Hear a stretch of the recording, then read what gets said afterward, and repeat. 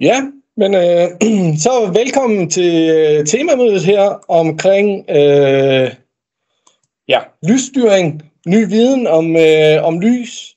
Og jeg har inviteret Anne Bay herind i det lille studie her i Dansk Elforbund. Tak for det.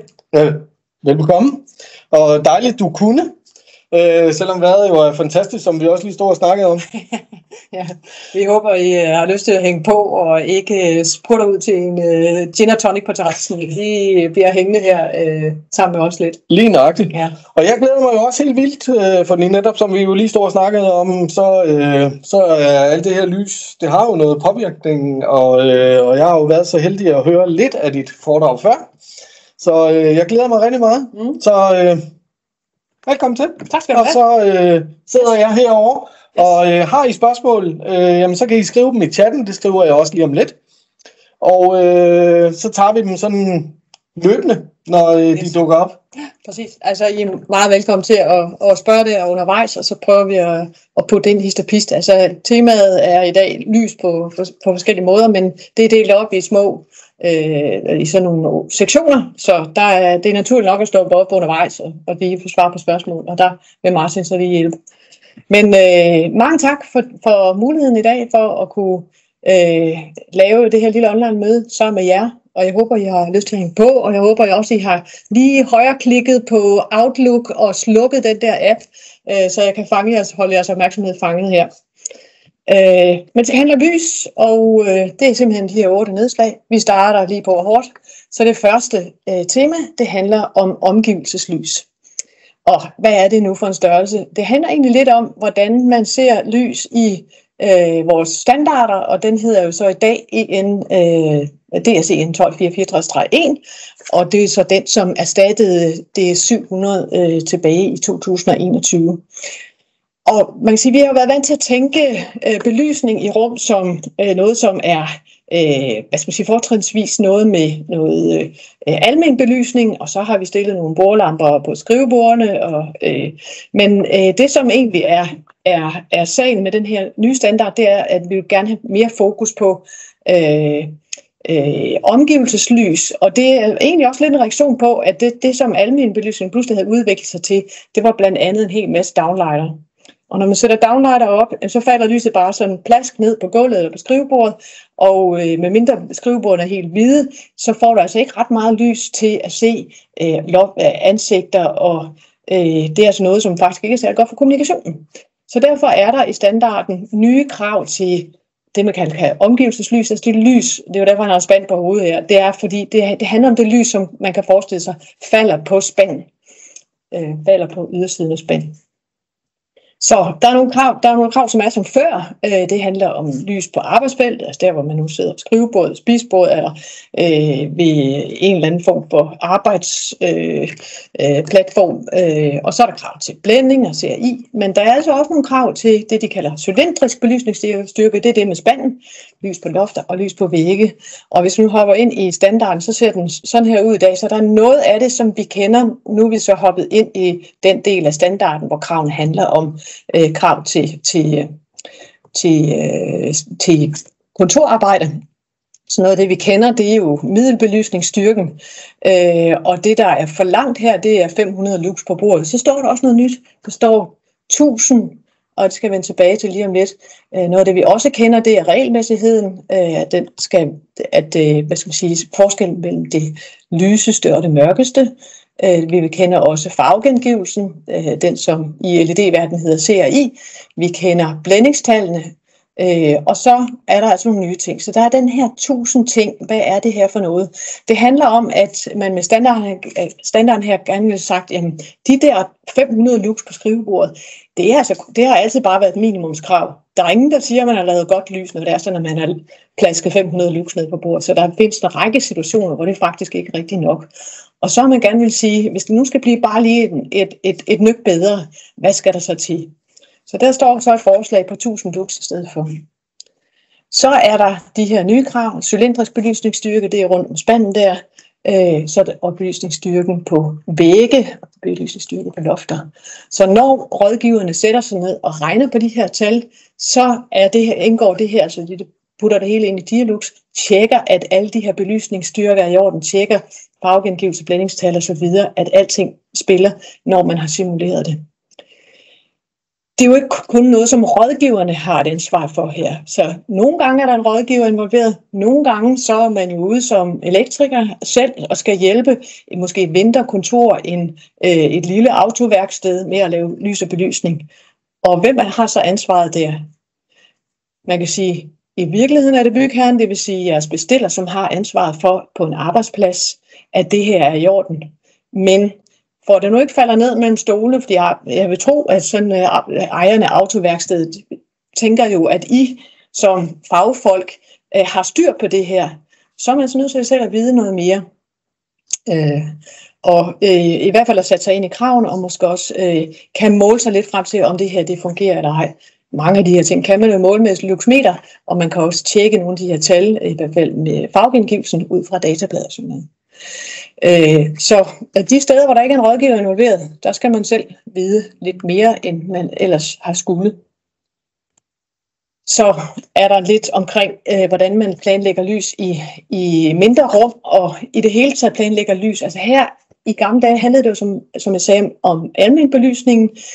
Den nye standard vil jeg gerne have til at kigge på, jamen hvad er det i virkeligheden for nogle arbejdsopgaver? Nu er vi så på et toilet, og hvad er arbejdsopgaven der? Jo, man skal selvfølgelig kunne se og vaske hænder, man skal også måske kunne gøre noget i toiletafsnittet der. Man skal også kunne se, når man spejler sig, om der sidder noget mellem tænderne. Så der er sådan forskellige typer arbejdsområder, også på et toilet. Og derfor er der så krav til, man kan sige, belysningsstyrken på de her arbejdsflader, der nu er nede ved porcelænet. Og der er også kommet et nyt krav til, hvor meget lys skal der egentlig være på ansigtsfladen, når man står og kigger her. Det er, hvordan det var i gamle dage. Der var der faktisk kun krav til, hvor meget lys der skulle være på arbejdsfladen, og et ganske lavt krav på 200 lux. Så her er vi altså i gamle dage, der var slet ikke noget krav til ansigtsfladen, og den downlighter, der sidder deroppe, så når rigtig mange toiletter, der bliver lavet, bare en downlighter ned, den kan man næsten forestille sig, hvordan at den nærmest kaster lyset i nakken på volden, når man står ved spejlet, så man får ansigtet fuldt af slagskygger. Og der er faktisk ikke noget særligt godt lys til at se, om man er bleg, eller om der lige mangler lidt mascara på, eller sådan noget. Så de nye krav, de er altså anderledes. Så randområdet er blevet begrænset. Der er kommet et højere krav til den belysningsstyrke, der skal være på arbejdsfeltet. Og så er der pludselig kommet krav til, at der også skal være en spejlbelysning, sådan så man kan se, hvad man laver foran spejlet. Her er der altså fokus på, kan man sige, arbejdsområder, hvor ansigtet, kan man sige, bliver et arbejdsområde her. Og derfor så bliver det heller ikke nok at lave en downlighter, man skal simpelthen supplere med noget mere lys for det her til at gå op. Står alt sammen i den kære standard der. Hvornår kom de regler? De blev indført i Danmark i 2011, så det er mange år siden. Mange år siden. De har så været europæiske regler længe, men så havde vi en lille undtagelse, der gjorde, at vi kunne køre noget længere med det 700 i Danmark. Men de har eksisteret virkelig længe her. Så kan man så sige, at de her regler, de er blevet frisket op. Så som siger, selve standarden blev indført i 2011, og så er der så blevet lavet tilføjelser, som kom her tilbage i 2021, tror jeg. Ja. Så randområdet er blevet begrænset, som jeg skriver hernede på det her slide, det kan I godt se, ja. Vi hopper rask ind i det næste tema, medmindre der er nogle spørgsmål, jeg har glemt. Nej, alt står soleklart, det er fantastisk. Ja. Yes. Det næste tema hedder noget med Medilux, og hvad er nu det for noget? De fleste af jer har måske hørt om human-centric lighting, om biologisk lys, om døgnrytmelys, kan bare have mange navne. Og problemet er lidt med det her, det er, at vi ved jo godt, at lys påvirker kroppen, så man kan sige, der er noget lys, som påvirker selvfølgelig godt, vi kan se, og så er der en del af lyset, som hjælper til at holde os oplagt og vågne. Og hvis vi ser på sådan et LED-spektrum, så ser det tit ud som det her, altså at der er noget blåt lys, så tager det lige en bølgedal, og så er der en hel del grønt, lysegrønt, gul, og så daler ned i det røde her igen. Så det sådan ser et LED-lysspektrum ud. Altså den her blanding af alle de her regnbuens farver, det går hen og bliver til det her hvide lys, vi kan se. Og det her spektrum, vi ser på her, det er måske sådan 3000 Kelvin. Så det vi ser med øjnene, det er sådan set begrænset af den grønne kurve her. Så vores øjne er mest sensitive heroppe. Så det vi er allerbedst til at se, det er lysegrønt lys. Og det er jo derfor, at tilbudsskilte og ambulancer og sådan noget har den der skarpe lysgrønne farve, fordi det er simpelthen den, der gør mest indtryk på vores øjne. Og så falder sensitiviteten derudad, så vi er ikke særlig gode til at se dybt blåt og heller ikke dybt rødt. Så det vi ser med vores øjne, det kan man sige, det ligger inde under den grønne kurve her. Så det er synets respons. Men hvordan er det så med de sensorer, der sidder inde i øjnene, som styrer vores døgnrytme? Hvad er de påvirket af? Det er så markeret med den blå kurve her. Så kroppens respons er mest følsom i blåt og grønt. Og det betyder så også, at en kølig lyskilde, 5, 6.000, 8.000 Kelvin, der er simpelthen mere blåt end den herover, så den er tungere herover i spektret, og ikke så meget herover. Der vil man kunne styre oplagtheden lidt, så lyset simpelthen kommer til at ligne dagslys lidt, som også er højt herover i den blå ende. Så altså almindelig LED-lys er sådan en sag som den her. Øjnene ser det, der er midt på, og så ser kroppen, kan man sige, det, og ens oplagthed ser det, der er herover til venstre. Og hvordan kvantificerer vi nu det her? Altså vi har jo lux, som siger, hvor meget lys kommer der ned på bordet, som øjnene kan se. Lux er sådan en menneskeenhed, det beskriver, hvor meget lys vi kan sanse. Og derfor så har jeg opfundet det her nye mål, som hedder Medilux, Melanopic EDI Lux, som en slags lux, men det er sådan nogle kropslux i stedet for, kan man sige. Så det er en måde at kvantificere, hvad kroppen ligesom opfatter af det lys, der nu er til stede. Så hvis vi nu for eksempel har sådan en situation her, der er der noget lys i dagtimerne. Vi vil gerne have, at hvis vi nu er i det der kontor igen, og der sidder så en person, og øjnene er i cirka 1,20 meter. I dagtimerne, der vil man så sige, det havde vi også lige kigget på før, at der skal være nogle lux til at se ved, og det er så de der cirka 500 lux på bordet. Så skal vi så også have nogle lux til at påvirke kroppen, og det handler om cirka 250 af de her medilux ind på øjnene. Og så, som dagen går, så skal vi altså have færre af det der, for det der, det er noget, der holder os vågne og oplagte. Men når det så bliver aften, så skal vi altså have skruet ned for det. Så der er det godt at have et varmt lys, som ikke har ikke særlig meget output i den blå ende af spektret. Og når vi sover, så skal der være endnu mindre. Fordi er det kraftigt og køligt lys, så er det noget, der kan holde os vågne. Og det er der altså mange, der har fundet ud af. Nu har Andreas Mogensen jo lige været ude på rumstationen der i et halvt års penge, og der har de simpelthen også det her lys. De er klar over, at når man hænger ude i verdensrummet, der ikke egentlig er et døgn, så må man gøre noget for at støtte astronauternes døgnrytme, og det gør man simpelthen på præcis den her måde, at man har noget, der egner sig til at se ved, noget, der er noget kropslys, som er temmelig køligt, kan se 6.500 Kelvin, og så om natten, så stepper de det ned, sådan så at de også kan sove ordentligt. Yes. Medilux, det er altså det nye mål, kan man sige, for kropslux, hvor meget der holder os vågne. Det næste tema handler om tunable white, og det er jo sådan lidt den samme genre, kan jeg sige, fordi tunable white, det handler jo om at regulere farvetemperaturerne i rummene, sådan så det følger en eller anden form for døgnrytme. Så tunable white er blevet rigtig populært, ikke så meget i kontorer, men på rigtig mange institutioner, plejehjem, hospitaler og sådan noget, til at være med til at, holde folk vågne og oplagte på de rigtige tidspunkter. Og der, hvor det blandt andet startede, det var sådan noget med en hjerteafdeling på Rigshospitalet, hvor folk jo bliver lagt kunstigt til at sove for en stor operation. Måske får det her, der hedder delir, altså hvor kroppen ryger ud af rytmen og pludselig ikke kan kende forskel på nat og dag.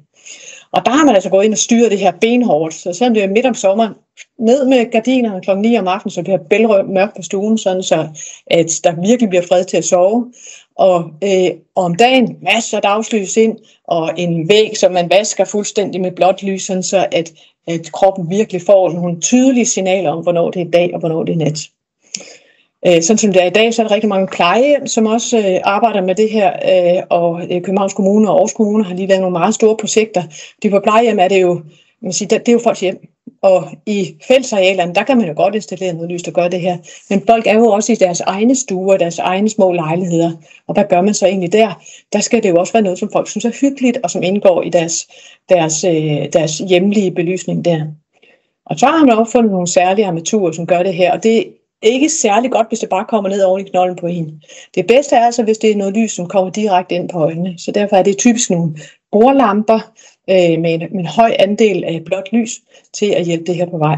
Så tunable white, eller hvad vi nu skal kalde det, human-centric lighting, døgnrytmelys, det er noget, der er på vej frem. Og så er der rigtig mange. Ja, nu kommer der smølfesparket.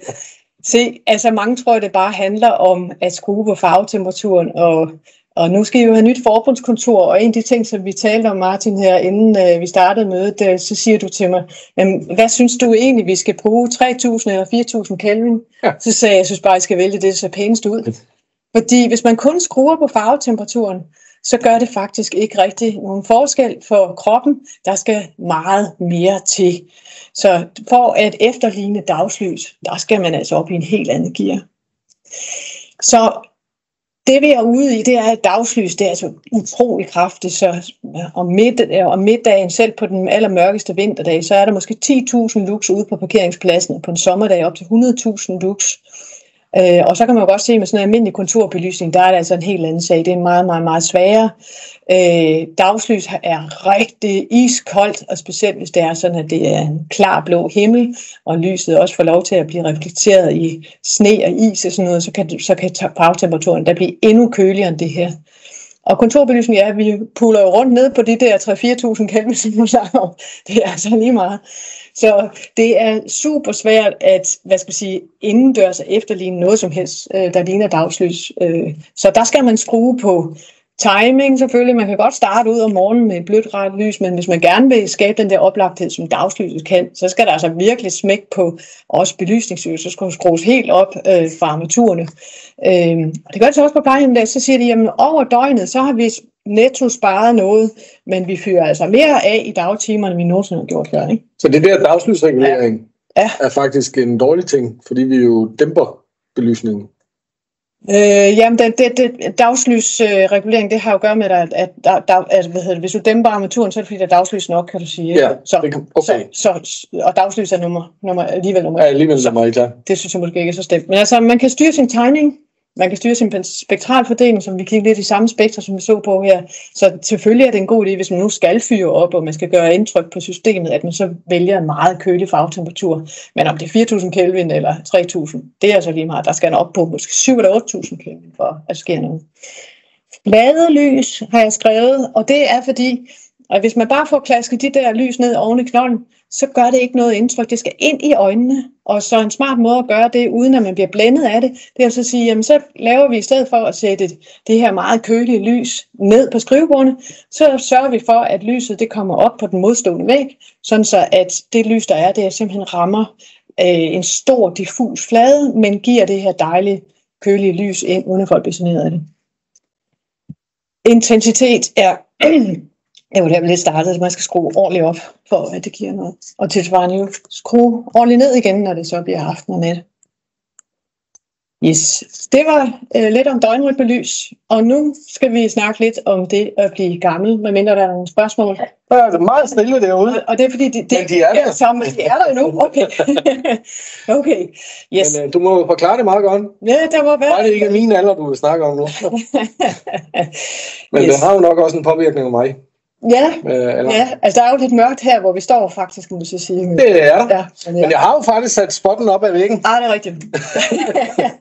Det er nok forkert farve. Jeg er lige til at holde mig vågen herovre. Det er jo godt. Se, hvornår er man gammel?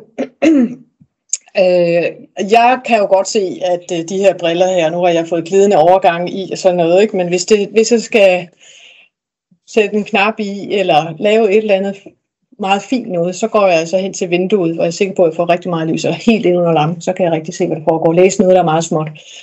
Og det har at gøre med, at der sker alle mulige ikke særlig rare ting, når man bliver gammel. Og det her er sådan en lille oversigt over de ting, der sker. Så man får simpelthen mere behov for lys. Og noget af det skyldes, at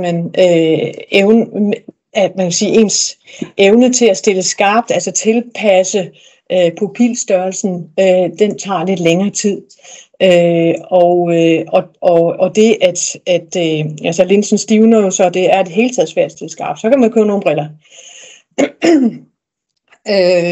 Det tager også længere tid at skifte til et andet lysniveau, så den her oplevelse af, når man er udenfor på terrassen og skal ind i køkkenet og hente noget, den tid, det tager for øjnene at tilpasse sig det her lysniveau, den bliver altså også længere og længere, som man bliver ældre.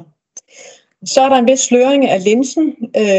Jeg tror, linsens celler er de eneste i kroppen, som ikke bliver udskiftet gennem livet. Så man bliver født med et sæt øjenlinser, og så får man altså, medmindre man får en øjenoperation, lov til at beholde præcis den der linse hele livet. Så der sker desværre nogle ting, så står der noget sløring, og det er lidt ligesom ridserne på en ældgammel forrude, når man så møder nogen om natten, nogle modkørende, så spredes lyset simpelthen i alle de der små ridser, og det skaber sådan en blændingsfølsomhed.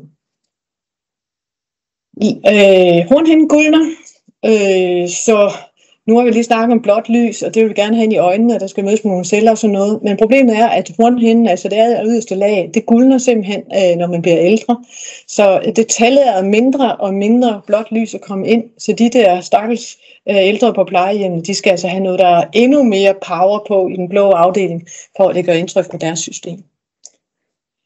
Synsfeltet indskrænkes, det her er jo sådan, hvor vidt kan vi se i begge sider. Det indskrænkes også 1-2-3 grader på hver 10 år, så kan man få nogle øjensygdomme.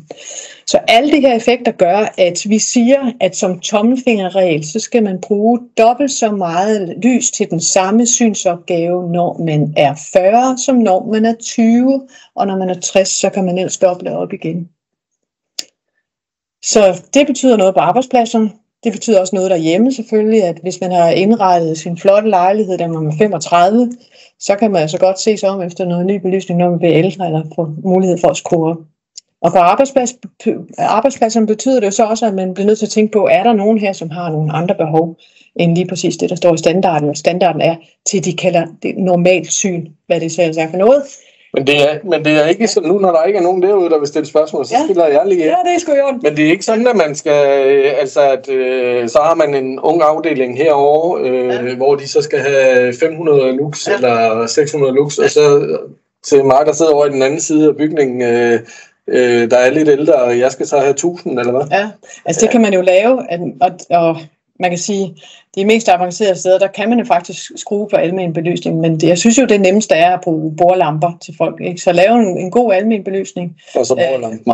Og så bruge bordlampen til at skabe den der ekstra belysning, så man kan tænde og slukke. Og som vi så også faktisk snakkede om, før mødet overhovedet begyndte, så er der noget med bordlamper, som gør folk enormt glade, fordi de har en fornemmelse af, at de selv er i kontrol. Så bliver de sjældent utilfredse over almen belysning, bare fordi at de lige kan sådan indstille en bordlampe og tænde og slukke for den. Så er alt godt. Men i standarden står der også noget om, hvor det her lysniveau skal hæves, og vi så på det her med, at kravet er 500 lux, men så er der måske nogle gange grund til at skrue op til 1000 lux, og hvornår er det nu, det er? Og der skriver standarden som her, altså, at det handler om, når visuelt arbejde er særlig vigtigt eller kritisk, eller hvor fejl er dyre at rette op på, og hvor nøjagtighed og sådan noget er vigtigt, og hvor emnerne er meget små, eller med lave kontraster, så hvis man er guldsmed, så er det nok rigtig rart at have en virkelig kraftigt koncentreret lys. Tandlæger og sådan noget, ikke? Og så står der allernederst der, hvor arbejdstagerens syn er lavere end normalt. Og hvad pokker nu det for noget, for hvad er normalt? Og man kan ikke rigtig få svar, og jeg ved, det er blevet spurgt mange gange, hvad er normalt syn egentlig lige for en størrelse?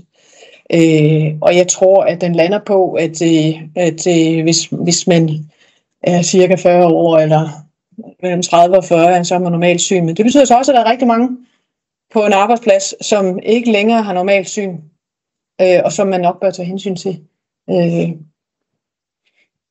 Yes. Så har vi lidt et par temaer om flimmer. Så hvad er det nu for noget? Det handler jo lidt om lys, hvordan det forandrer sig over tid. Og noget af det kan vi se, og noget af det kan vi ikke se. Og da vi havde en god gamle glødepære der, så var det faktisk ret okay. Den varierer en lille smule, fordi netfrekvensen er 50 Hz. Den står lige så stille og bølger en lille smule derudaf, men det er ikke ret meget, fordi glødetråden den kan simpelthen ikke nå at køle af, inden den næste puls kommer. Så glødepærer flimrer lidt, men det er ikke noget, vi har gået og lagt mærke til. Så for år tilbage var det okay, og så blev det utrolig skidt, fordi så fik vi en masse lysstofrør, og i mange år var det de her jernkærnespoler, som jo også bare transmitterede, kan man sige, de der 50 Hz direkte igennem til lysrøret. Men et lysrør, det er jo noget med noget udlandsrør og sådan noget, og den slukker altså hver gang. Så de der 50 Hz svingninger, den gør ikke ligesom glødepæren sådan, at den selv jævner det ud. Så det blev til noget voldsomt flimmer, som folk også blev rigtig kede af, og man også fandt ud af, at det var et konkret problem arbejdsmiljømæssigt. Så kom der noget, der gjorde det ret godt, højfrekvensforkoblingen, som så pludselig var standard på alle lysrørsarmaturer, og hvis vi fik frekvensen op på måske 10.000 Hz eller noget den stil, og så er vi langt forbi, hvad øjnene kan se. 50 Hz kan vi se, vi kan sådan se lige sådan 80 Hz eller sådan noget, men alt derover, det kan vi ikke sådan lige umiddelbart se. Så der blev det faktisk ret godt. Men så blev det skidt igen, for så kom de her LED-banditter, og så nogle LED-driver. De havde i princippet i starten samme problemer som jernkærnespolerne, at LED'er, de tænder og slukker altså også stort set øjeblikkeligt, så alt hvad man ikke får behandlet elektronisk, det ryger direkte igennem og bliver til flimmer. Så vi skulle gerne have det her til at blive godt igen, og det er fordi, at flimmer er et problem, det kan være irriterende at se på, men der er også nogle effekter, som vi måske ikke tænker så meget over, og der er også nogle, der er mere ramt end andre. Så der er altså nogen, som decideret oplever, at sådan blinkende lys kan udløse epileptiske anfald.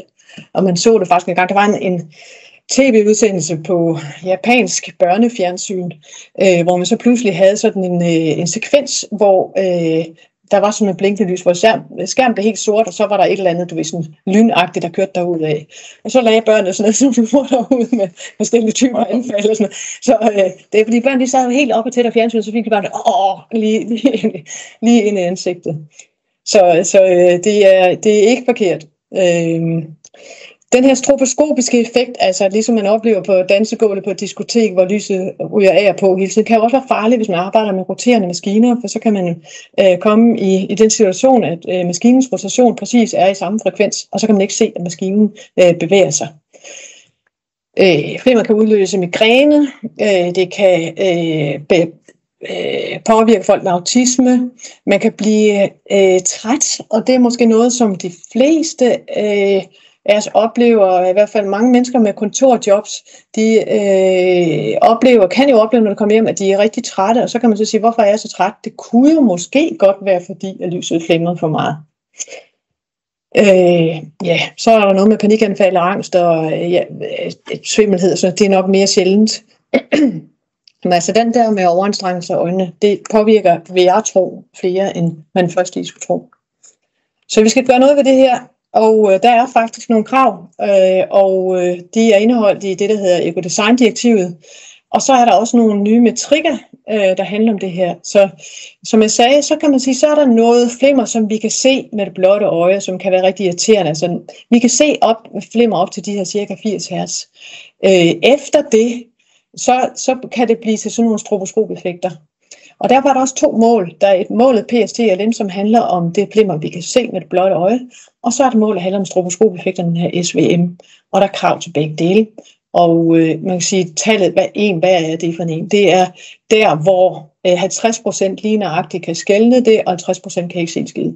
Så derfor så kan man så sige, at tallet 1 her, hvis man kun lige lever op til det her krav, så vil det stadig være 50%, som hvis de anstrenger sig lige præcis kan se, at der er en effekt. Kravet til stroboskopeffekter, det er i dag 0,9, og så efter 1. september i år, så bliver det nedsat til 0,4. Det her gælder altså ikke udendørs, så det er steder, hvor folk og i hele taget befinder det sig i, altså kravene et rum, hvor det handler mest om hvad skal man sige, indendørs lys, både til arbejdslys, men det er faktisk også nogle krav, som gælder til de lyskilder, som ligger ude i supermarkederne. Ja, så der er krav, og det her det betyder så, at alt, hvad der bliver forhandlet i hele EU, det skal leve op til de her krav her. Det er et krav, som kun gælder ved fuld effekt. Så hvis man går ind og dæmper på sine lyskilder, så gælder de her krav altså ikke længere. Men det betyder vel også, at hvis man køber sådan en pære fra Mini in the Box, eller et eller andet, som er uden for EU, så risikerer man jo at få noget rigtig skidt belysning. Absolut. Og det er sådan, de kæmper faktisk meget med det i Afrika, hvor de har en oplevelse af, at alt det gode det bliver sendt til os, og så får de lov til at kæmpe med noget, som er halvfarligt og virkelig dårligt. Så jeg tror trods alt, at vi har været i den lange ende. Ja, så der er de her forskellige typer flimmereffekter, som jeg sagde, der er så helt overordnet, så kalder vi det her temporal light artifact, altså en ændring af lys over tid. Og så er der 2 typer, eller måske 3, synligt flimmer, PSTLM, og det kan man sige, det er der, hvor øjet står helt stille, og det vi kigger på står helt stille, og vi kan se det flimre. Så har vi den her stroboskop-effekt. Den optræder altså, hvor øjnene står stille, men hvor objektet bevæger sig. Det kunne være, det roterede, men det kunne også være, at det var noget, jeg bevægede i luften, en blyant eller et eller andet. Og så kunne jeg så se, at den billede, den blyant, blev hakket op i nogle små bidder. Det er stroboskop-effekten. Og den optræder så altså, hvad man siger, for den menneskelige hjerne i et område, der er mellem 80 og 2000 hertz. Til sidst er der sådan en meget crazy en, der hedder phantom array effect. Så nu har vi jo holdt øjnene stille, men hvis man bevæger øjnene og holder tingene stille, så kan det også lade sig gøre det her. Så hvis man hurtigt bevæger sine øjne fra side til side, så kan man også opleve noget, der minder om en slags stroboskop-effekt. Den hedder så phantom array effect. Og der er også nogen, der har kaldt den expensive car syndrome, fordi man kan sige, hvis man nu er ude og kigger på den der Mercedes, der er til højre, og så bevæger sine øjne hurtigt fra side til side, så kan man måske se et billede, der ligner det, der er derovre. Yes, så vi har altså flimmer, vi har stroboskop-effekter, og så de her mystiske phantom array-effekter, men det er kun de 2 herovre til venstre, som der er krav til. Yes, så vi havde nogle gamle metrikker, noget der hedder flicker index og noget der hedder percent flicker. Den er rigtig mange af armaturleverandørerne, som gerne vil opgive, som ikke ligesom kommer med på noderne og ikke kan måle de her nye metrikker nu, men det går altså ikke. Og det skyldes meget, at de her metrikker, de er sådan nogle, hvad skal man sige, elektrikere metrikker, som mest måler det ud fra et, hvad skal man sige, signalbehandlingssynspunkt, og slet ikke har de ting med, som har at gøre med en menneskets hjerne, blandt andet frekvenskomponenten, som slet ikke indgår i nogle af de der. Og man kan sige, at det bliver målt over meget kort tidsrum, og nogle af de her effekter, altså det kan være lige så irriterende, hvis der kommer sådan et burst af lys hver 30. sekund, som hvis det står og flimrer meget, meget hurtigt. Så hvis man sidder i et kontor, og der lige kommer sådan hvad 30 sekunder, det er jo kampirriterende, ikke? Så derfor nogle af de her ting, de skal altså måles over 3 minutter faktisk, når man måler, om det er i orden eller ej. Ja, så derfor så var der simpelthen brug for nye metrikker, og derfor er de 2 banditter, der står derovre til højre, de er udfaset, og det er kun de 2 mål, der hedder PSTLM og SVM, som er gældende i dag i Europa. Ja. Vi skal fortsætte en lille bitte smule med flimmer, fordi det her, som jeg sagde, de krav her, de er altså kun ved fuld last. Men hvad sker der, når man dæmper? Og nu har jeg lige nogle eksempler med her. Så her var glødepæren, altså vi kan se, at glødetråden, den sender altså ikke et helt jævnt lys ud. Det står og flimrer en lille bitte smule op og ned.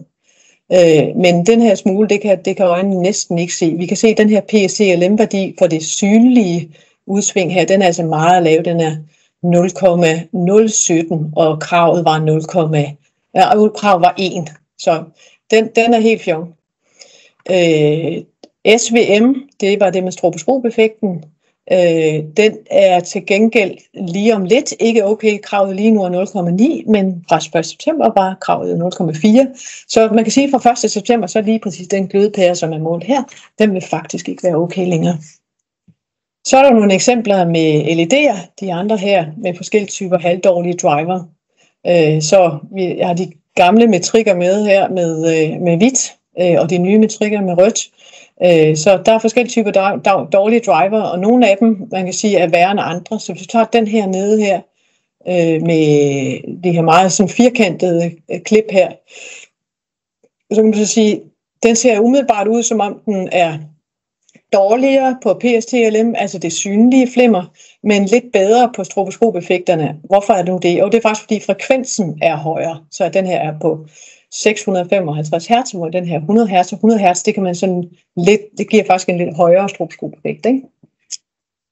Så, men det er mere for at sige, at der er sådan nogle eksempler her, og LED'er har det jo tit med faktisk at være dæmpet på den her lidt kedelige måde, og det er noget af det aller værste, der går lyset sådan helt af og på, hvorimod hvis man har et forløb i sin bølgeform, som ligner det her, altså hvor det er lidt nemmere for hjernen at få det jævnet ud, så er det noget, der giver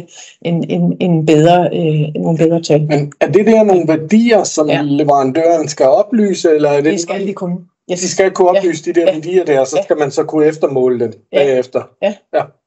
Og man kan sige, sådan som det er i dag, så er alle lyskilder, de skal også være, og lamper, de skal befinde sig i en fælles europæisk database, der hedder EPRAL. Og for at de overhovedet kan komme til at uploade de her oplysninger, som man kan få fat i med en QR-kode på produktet, så skal de her oplysninger også være.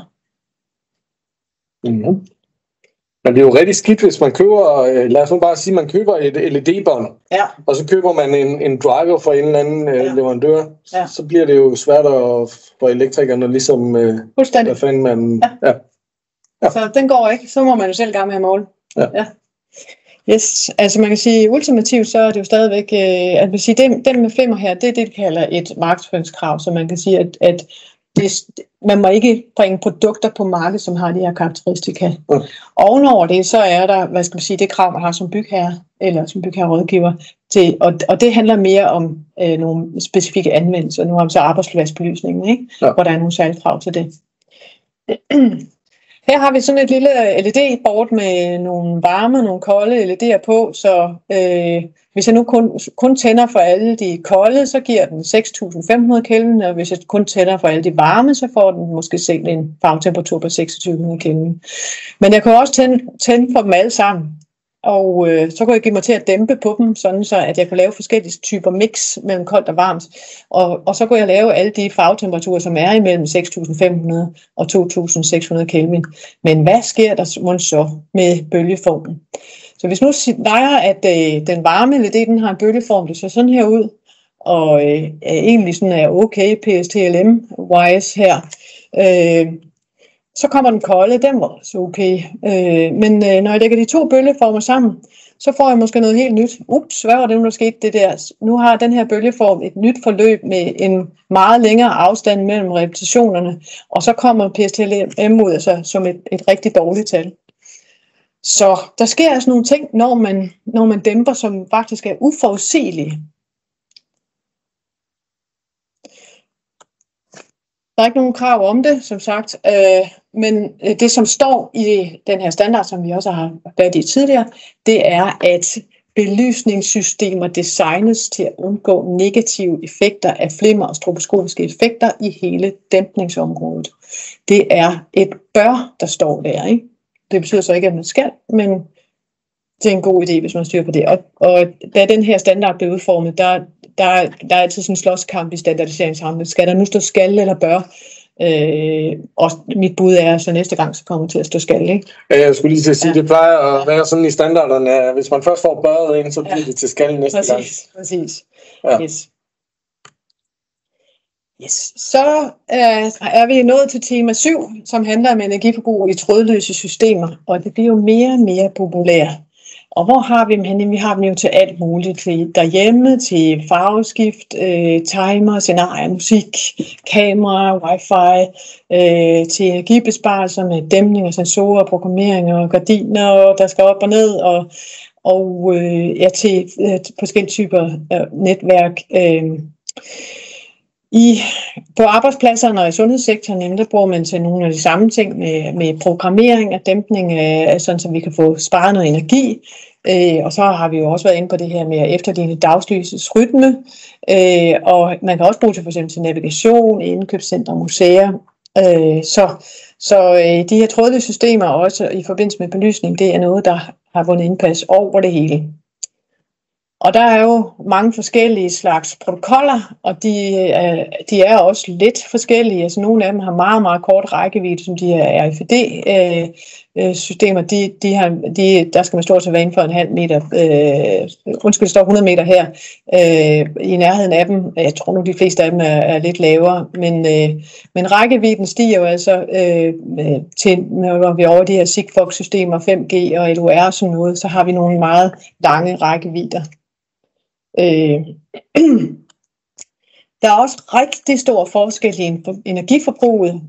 Skalaen herovre til venstre, den er altså logaritmisk, så vi kan se her fra Bluetooth på 100 milliwatt til Wi-Fi, der er vi jo så oppe på godt 1 watt. Der er der jo så en faktor 10, måske en faktor 20-30 stykker. Så nogle af systemerne, de er rigtig billige i drift. Det går lidt ud over rækkevidden. Men nogle af dem er altså så til gengæld rigtig dyre, og man skal så huske at regne det hele med. Hele deres miljø af devices og router og netværker og server, og jeg skal give dig skære, der er undervejs. Så det er svært at sige noget generelt om, hvad er energiforbruget med trådløse systemer, men man skal ikke tro, at det altid går hen og giver en energibesparelse, når man er færdig. Og noget af det har DTU på et projekt, der hedder ISKES, været i gang med at undersøge. Så de har målt på en række husholdningslamper, de har målt på nogle husholdningsarmaturer, og så også nogle kontorbelysningsarmaturer i forskellige, nogle forskellige power ranges der, og med forskellige slags flux. Så de har været i gang med at måle, og de har målt dem med forskellige dæmpningsgrader. Og der kan man så sige, hvad er mon eget forbrug i driver, sensorer, router og server, sådan noget, ud over at det, man kan dæmpe ned der. De har også målt ved forskellige farvetemperaturer, og når man så skifter farvetemperatur, hvad sker der så egentlig med effektiviteten? Ja, ingen ved det rigtigt. Der er ikke nogen krav om, at det skal være noget bestemt. De har selvfølgelig målt på flimmer, PST, LM og SVM, som vi jo så nu kender. Og det er også målt på standby-forbrug, og kravet i dag er 0,5 watt. Og der er så målt så igen det her kæmpe store antal lyskilder. Og hvis vi kigger på standby-forbrug specifikt, jeg vil sige, den her 0,5 watt, der ligger som den blå linje her, og der er der altså en del af de her kontorbelysningsarmaturer, som ikke opfylder kravene, og så er der en del at gøre, måske sådan 50-50. Og det samme gælder lyskilder til hjemmebrug, der er faktisk flere, der opfylder kravet. Så det er altså alle sammen trådløse styrbare systemer her. Og det er jo sådan overraskende, at der alligevel er så mange, synes jeg, der er så ringe. Den her tabel, den siger noget om, hvad det egentlig betyder for den nettoeffektiviteten, hvis man ikke bruger sin lyskilde så meget. Så man kan sige, lyskilder derhjemme, hvor meget bruger man dem? Jo, faktisk i gennemsnit er det, at tænder man kun en lampe 1 time eller 2 om dagen. Og derfor står der her en daglig brugstid på 1 time eller 2. Det her er ikke kontorlys, det er altså hjemmebrug, vi kigger på. Og der er kigget på et par lyskilder, en svag en og en lidt kraftigere en. Den svage her, den bruger 3 watt, når den er tændt. Hvis nu siger, at den lige præcis opfylder kravet på på den her standby-effekt på 0,5 watt, så bliver det daglige forbrug faktisk, hvis den er tændt hele tiden, og man kan styre den hele tiden, så bliver det daglige forbrug 15 watt-timer. Og af det, går 80% af forbruget bare til, at man kan kommunikere med lampen. Og der var jo endda lyskilder, som var dårligere end det her, ikke? Hvis man bruger den 2 timer om dagen, så flytter regnestykket sig alligevel stadigvæk op på 2/3 af energien, som bare forsvinder ind i at kunne kommunikere med den her pære. Hvis man er lidt kraftigere pære, så bliver det selvfølgelig et lidt bedre regnestykke endnu, så er det måske kun op mod halvdelen af energiforbruget. Så tror jeg virkelig overrasker, ikke? Fordi man kan sige, her er vi altså en situation, hvor vi troede, vi har købt en effektiv LED-pære, men hvis der er så meget her, der ryger til standby-forbrug, så er den altså ikke mere effektiv end en LED-pære. Det var interessant, det der. Ja, det er også lidt uhyggeligt. Ja, det er også lidt stramt her. Så vil jeg sige, det der med standby-forbrug, altså jeg ved ikke, vi kan gætte, hvor mange trådløse systemer jeg har hjemme. Det er ikke ret meget. Jeg har altså nogle kontakter, der ikke går over at tænde sukker. Jeg var i gang med at tænke på alt det, jeg havde det hjemme, der var trådløst. Ja. Lækre styrbare ting og farveskift. Så skal jeg hjem og købe nogle andre pærer. Lyskilder, undskyld. Ja, jeg siger også pærer. Det må jeg godt sige. Yes, så det handlede lidt om trådløs styring. Der sker også nogle lidt pudsige ting, når man dæmper, fordi måske kan man nemt sige sig selv, at hvis man dæmper til 50% output strøm, så giver det ikke nødvendigvis det halve energiforbrug. Og det skyldes selvfølgelig, at der er et tab internt i driveren. Så her er der nogen, der har undersøgt 30 driver, og heroppe ved 1, der er der altså skruet helt op for den, og så her er den så dæmpet dernede af. Og I kan se, at effektiviteten i procent, den falder selvfølgelig nedad. Så nogle af dem er rigtig gode og har en høj effektivitet ned til cirka halvdelen her. Og så falder det ellers nedad, og selvfølgelig bliver det så 0 nede ved 0. Nogle af dem er også ret ringe, sådan så at allerede, kan man sige, ved 50% dæmning, så er effektiviteten faldet til kun 70%. Så hvis der er et højt intern driver-tab, det er jo så ikke standby-forbrug det her. Det er simpelthen i drift, hvor meget af det går der til at varme driveren op, og hvor meget bliver egentlig til lys. Så er der også kæmpe stor forskel. Burde der ikke være nogle regler der? Jo. Altså problemet er, at og jeg er jo lidt glad for det. Altså, jeg har jo også et job, hvor vi laver lysmålingsudstyr, så jeg vil gerne have, at du siger sådan den der, fordi jo mere der skal måles, jo bedre forretning. Ja, det er selvfølgelig rigtigt. Yes. Men jeg synes også, det er lidt skræmmende. Ja. Altså, det er jo lidt det, man... Ja, og det er jo også det, der er følgen af at stå med ny teknologi, og det tager noget tid, inden den modnes, og det er jo derfor, vi ser den her vilde ophobning af data. Da jeg startede i belysningsbranchen, der var datablad, det var noget, der kunne være på en side, hvor halvdelen af siden var fyldt med et stort, flot billede af armaturet, og nedenunder var der 10 linjer, der handlede om, hvad det kunne, og hvor en linje var farven, ikke?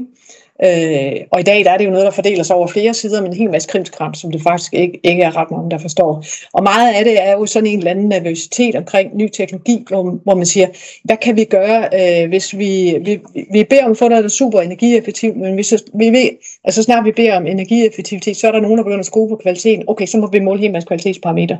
Og det er der, hvor man havner der, hvor der skal måles.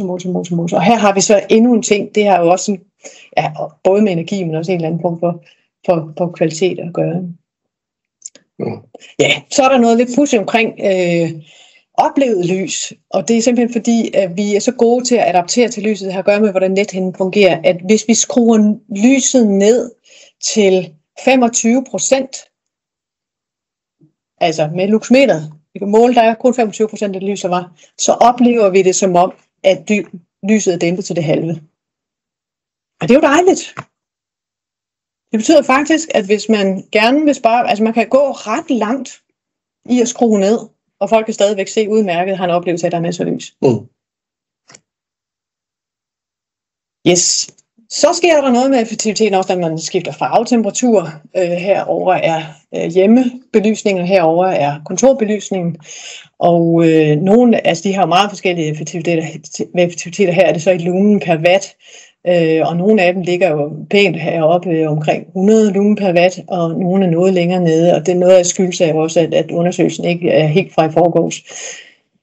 Men man kan se, at mange af dem har et optimum her omkring 4.000 Kelvin, og så er der nogen, der sådan drætter meget ned, så man kan altså ikke forudsætte, at man har den samme effektivitet ved alle farvetemperaturer. Så når man er i de der tunable white situationer, så er det måske også værd at spørge som leverandør, hvad er energieffektiviteten egentlig i begge ender af det her? Yes. Så, hvad gør vi? Vi skal bruge trådløse løsninger, hvor de giver mening. Det er måske det vigtigste i det hele taget. Så hvis det er sådan, at man ved, at folk kommer til at bruge det rigtig meget, og dæmpe og gå og skrue op og ned, eller man skal bruge det præcis til at lave døgnrytmelys på plejehjemmet der, fint. Derhjemme, altså hvis man ved med sig selv, at man er god til at slukke lyset, når man forlader rummene, så giver det jo ikke mening. Så det mest effektive, det er jo bare at slukke på kontakten. Altså. Så skal man bruge fortrådede løsninger, altså der hvor det giver mening. Og nu er vi så tilbage på plejehjemmet igen, fordi måske er den bedste løsning til plejehjemmet jo at lave noget, som slet ikke er trådløst, hvor der ikke er en eller anden kommunikationsprotokol, der hele tiden skal stå og køre og snakke. Så de fortrådede løsninger er dem, der giver de mest bæredygtige produkter og den længste holdbarhed. Hvis man nu skal bruge trådløse produkter, så brug ikke proprietære produkter, sådan så man kan kommunikere med flere løsninger. Og brug produkter, hvor indstillingerne ikke giver høj energiforbrug eller flimmer, sådan som eksemplerne lige før jo også viste, at det kan godt ske. Så skal man selvfølgelig bruge produkter med et lavt standby-forbrug, og der er der også krav, som der står her for nogen. Der er lige sakset det særlige direktiv ind, hvor der handler om standby-forbrug. Så det er sådan overall, og nu er vi simpelthen nået til det sidste lille, og det er et af mine hjertebørn. Jeg tror, at hvis du sådan spørger sådan lægfolk, men faktisk også hvis du spørger forskere i hele verden og siger, okay, hvad er det største problem i belysning i dag, så er der nogen, der vil sige flimmer, men resten, de siger blænding, og det har de simpelthen sagt i 30 år. Så det er slet ikke nogen ny ting. Blænding er noget, som mange mennesker er generet af i arbejdsmiljøet, og som heller ikke rigtig kan komme til at gøre noget vigtigt. De sidder bare der på kontorstolen, og det eneste, de næsten kan gøre, er at slå. Så hvad er det her for noget? Det handler om kontraster. Så her er der sådan et billede, jeg har lånt fra en forskningsrapport. Det handler om den kontrast, der her er fra det armatur på væggen til ham bag ved hegnet her. Hvem er han overhovedet? Og vi kan jo dæmpe den kontrast ved lige at holde hånden hen foran, så vi det er jo bare Hans Ole hen fra hjørnet, ikke? Så kan vi kende ham igen. Og det handler jo om, at vores syn kun er i stand til at opfatte en visse kontrastforhold. Så det kan hurtigt blive for meget til, at vi egentlig kan se godt i alle hjørner af billedet, kan man sige. Så ved at sørge for, at kontrasterne er begrænsede, så kan vi også se alt, hvad der er i billedet. Og det er jo sådan det princip, man bruger også i et arbejdsmiljø. Man må gerne have, at jo jævnere alle flader er lysmæssigt, jo bedre kan vi se detaljer. Så her er vi så i arbejdsmiljøet. Her sidder en person, det er bare blevet til sådan en rund cirkel her. Så hvad tæller egentlig her, hvis vi kigger på de her lamper i loftet? Jo, selvfølgelig tæller det, hvor lys er den her flade. Det handler ikke her om lumen eller wattage. Det handler om lysheden på overfladen af armaturet. Så det tæller. Og så tæller det selvfølgelig, nu er vi i kontrastverden her, ikke?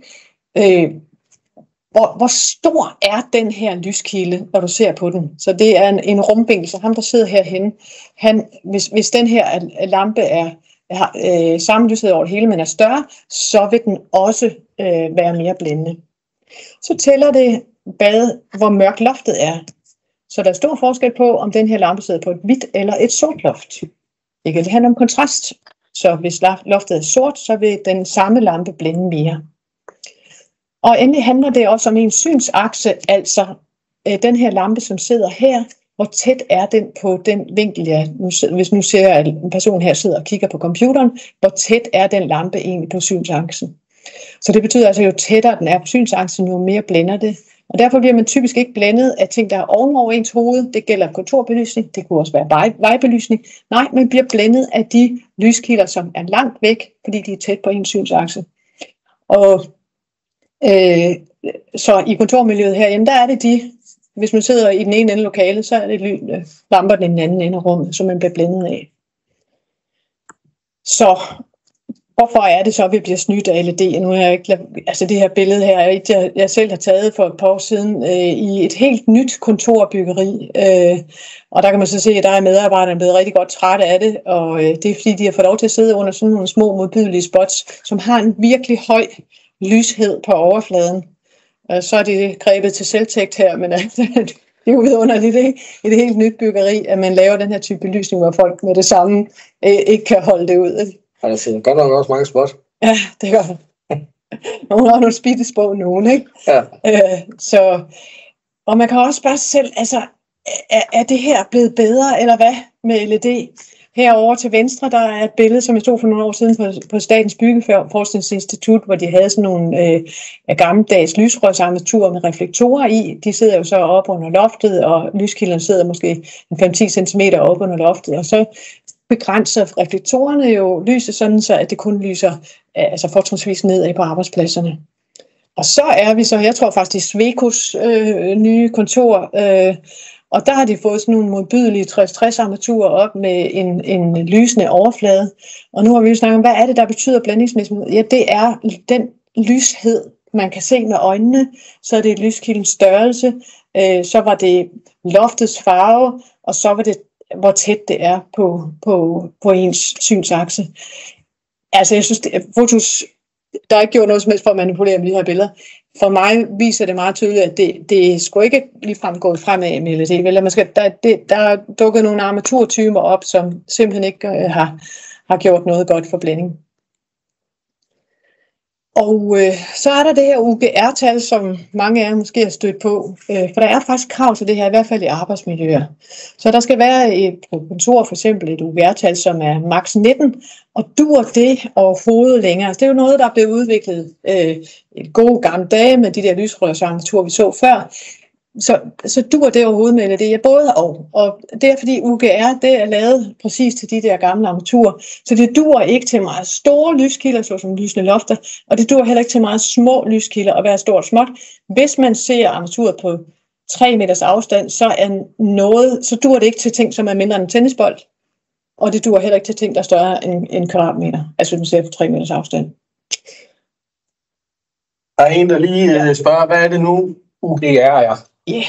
Det står for United Glare Rating, og det er simpelthen et blændingstal, og jeg kommer tilbage til lige et kort øjeblik, hvordan man beregner det her, for det tager de ting ind i en ligning, som vi talte om før, altså med lyskildens størrelse, lyskildens luminans, baggrundsluminansen og tætheden på synsaksen. De går alle sammen ind i et tal, og der kan man så sige, at det her er ikke et tal, som egentlig handler om lampen selv, fordi det handler faktisk om det rum, hvor man har valgt at installere lampen. Man kan kun måle UGR-tal, kan man sige, i en kontekst. Så der afhænger jo så de farver, der er, hvor mange lyskilder der er, hvor tæt sidder det, og hvor sidder du selv. Så UGR-tallet er sådan et mål, man kan lave i et bestemt rum, hvor man laver et bestemt lysdesign, så kan man finde ud af, hvad UGR-tallet er. Og så er der nogle armaturer, det kan man sige, hvor leverandøren kommer tilbage og siger, det her det er et UGR-19 armatur. Ja, det er også rigtigt. Hvis man har lavet et armatur, hvor man ved, at der for eksempel ikke kommer noget lys andet end fortrinsvis nedad, ingenting over 60 grader, så vil det være meget bedre egnet end andre armaturer til at indgå i et miljø, hvor man gerne vil have det til at give UGR-19. Men i princippet er der ikke noget, der hedder et UGR-19 armatur. Så det er altså heller ikke altid, at UGR lige dur. Så hvad kan man så gøre? Og det er noget med at lave prøveopsætninger. Nu står jeg jo også i forbundet og skal i gang med at bygge nyt hus, og det er 10.000 kvadratmeter, har du fortalt mig. Og hvad gør man så? Fordi det her er sådan noget svært noget. Og når vi nu ved, at vi har et mål, som heller ikke nødvendigvis er særlig godt, hvad kan man så gøre? Ja. Og der synes jeg jo godt, man kan forlange, at der bliver lavet en prøveopsætning af 2-3 forskellige bud på armatur, så man kan have den der løsning. Ja. Og hvor man kan invitere et lille panel af beslutningstagere ud og kigge på det der, når mørket falder på. Ja. Det er næsten det bedste, man kan gøre. Ja. Yes. Så armatur og blanding, hvad kan man gøre? Og der er 2 centrale begreber. Det ene er noget med afskæring, som vi snakker om. Hvis man har for eksempel en downlight, sådan en dark light reflektor, så er det jo netop fordi, så har man lavet det sådan, så at den simpelthen ikke kan sende lys andet nedad. Så det er jo et godt gammelt trick. Og så kan man lave noget, der hedder luminansopblødning, og det handler om lidt det der med at dæmpe det her indtryk, øjnene har. Hvor kraftig er den her lyskilde? Hvor høj er lysheden på overfladen? Og pælen til venstre, det handler jo simpelthen om, at hvis der ikke var nogen kuppel udenom, så ville pæren jo bare være sådan en meget lille en. Men ved at sætte en opal kuppel om, så har man simpelthen bare spredt luminansen ud på en større overflade, og så blænder den mindre. Herover er luminansovergangen skabt inde i selve armaturet. Der er noget nedadrettet lys, der sidder nogle reflektorer hernede. Men så er der også noget af lyset, som bliver brugt til at plade ud sådan nogle overflader her, sådan så at armaturet selv lyser. Det er også noget, der skaber nogle bløde overgange luminansmæssigt. Og endelig så er der også en del af lyset, som går opad her, og det er en vigtig pointe, fordi det lys, som er på andre flader, loftbord og vægge, er også noget, der kan dæmpe luminansen. Så det er et lys, der ryger opad i et rum. Det er altså ikke spildt. Det kan være en vigtig komfortparameter. Så det har jo fandtes i mange år, og Poul Henningsen er selvfølgelig en pioner inden for blændingsbegrænsning, og der er vi, tror jeg også her i Danmark, endnu mere optaget af blænding i de fleste andre lande. Så det her, det er slet ikke nyt stof, og de her lysrørsarmaturer, de kunne det jo helt fint. Og I kan se, her er der igen sådan en reflektorløsning. Så er der også noget udenom. Der er noget her, som ser ud som om det måske mest er til pynten. Det er det ikke. Det handler om luminansopblødning. Og her et udmærket eksempel fra mormors stue. Den kan både afskære, og den kan også luminansopbløde.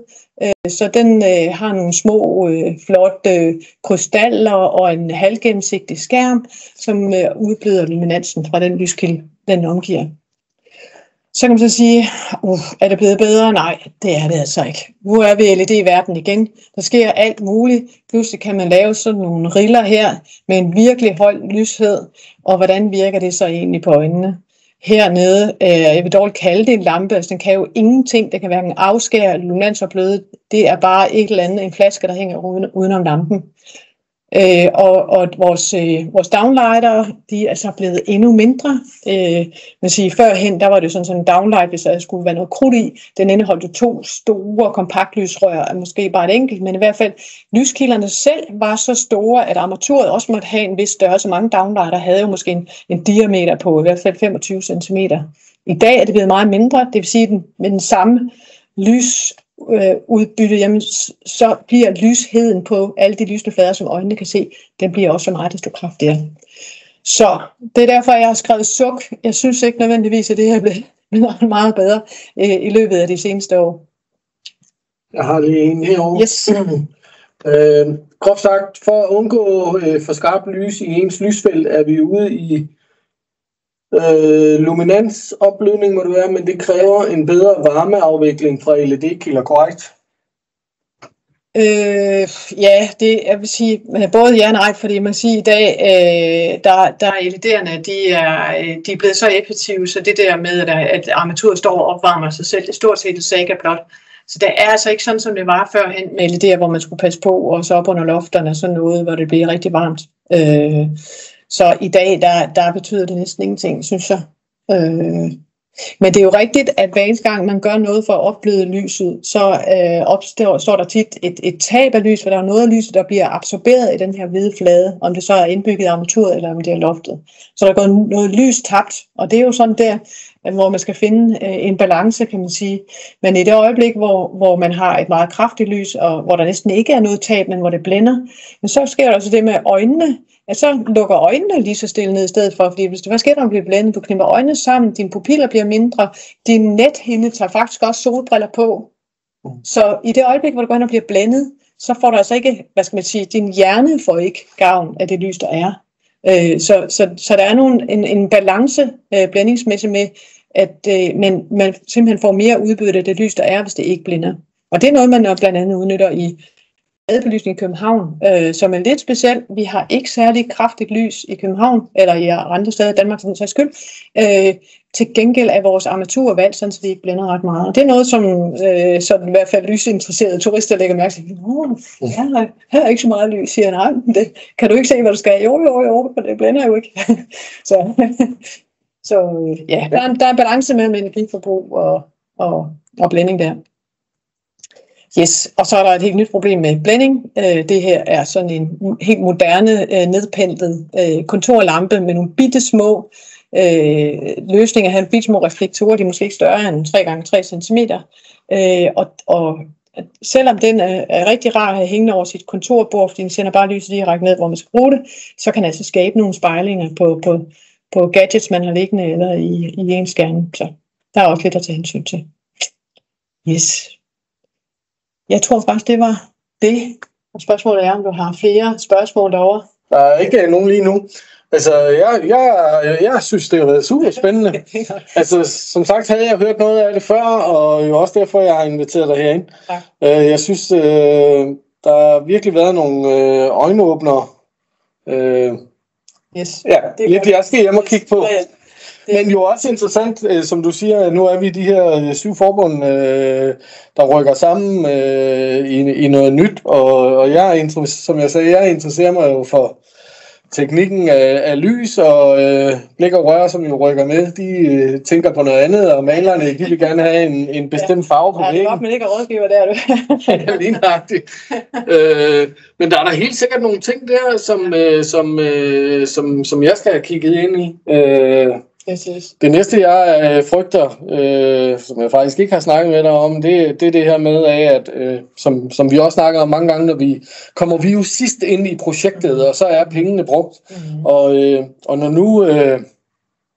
nu vi også skal til at vise CO2 forbruget, ender vi så også med, at vi til sidst står der som elektrikere, at nu har de brugt alt bygningens CO2-forbrug til fliser og gulv og alt muligt andet, fordi det skulle være det rigtige, og så står vi tilbage og ikke har rigtig noget. Det bliver virkelig spændende, det her område her. Ja, som sagt, det eneste middel, jeg har hørt om det, er simpelthen med de der store entrepriser, at man så lader armaturerne være en bygherreleverance.